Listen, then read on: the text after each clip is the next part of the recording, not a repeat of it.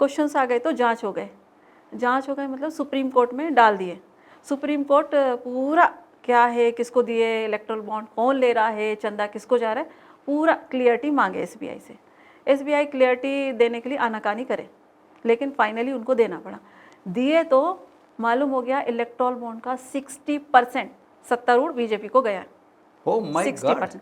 Second number पे तृणमूल कांग्रेस, तृणमूल हाँ Congress. Third number पे कांग्रेस, लेकिन 60%। बाकी जितना भी पार्टीज है उनको 40%। ओ 60% पूरा बीजेपी को गया। अभी वो लिस्ट निकालने से 2 बड़ा कंपनी का नाम आ गया।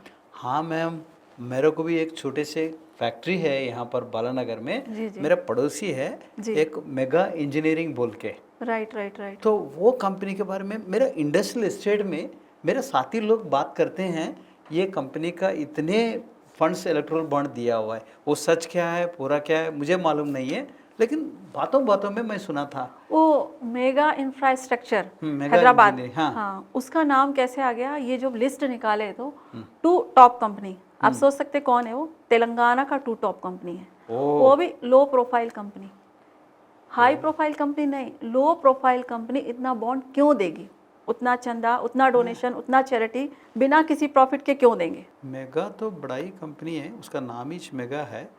और दूसरा कंपनी का मालूम तो नहीं। 960 करोड़, अरे बाप रे, यस करोड़, 960 करोड़ वो कौन सा कंपनी है मैम?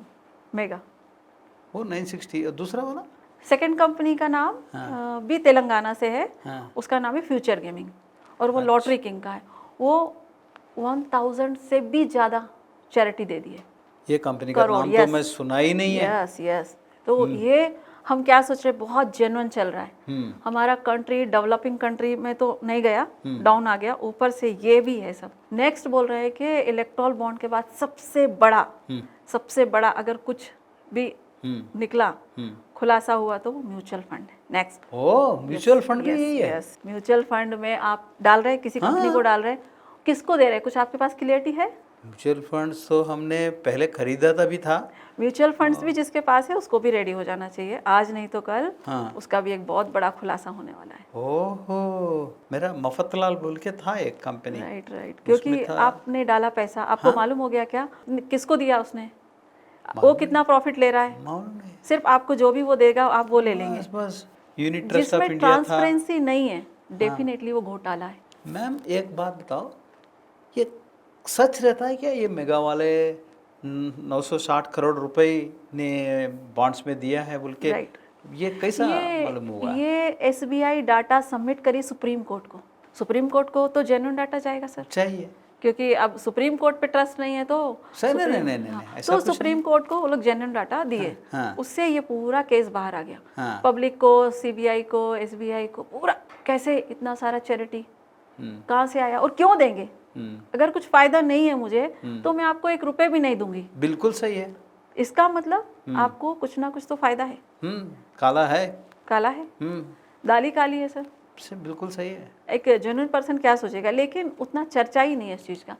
पर सबसे बड़ी बात तो सर ये दोनों टॉप कंपनी तेलंगाना की है। तेलंगाना में इतने पैसे वो भी एक और है सर, इलेक्शंस के समय पूरा नेशनल्स पार्टी तेलंगाना को क्यों आता है, कोई रीजन है आपके पास?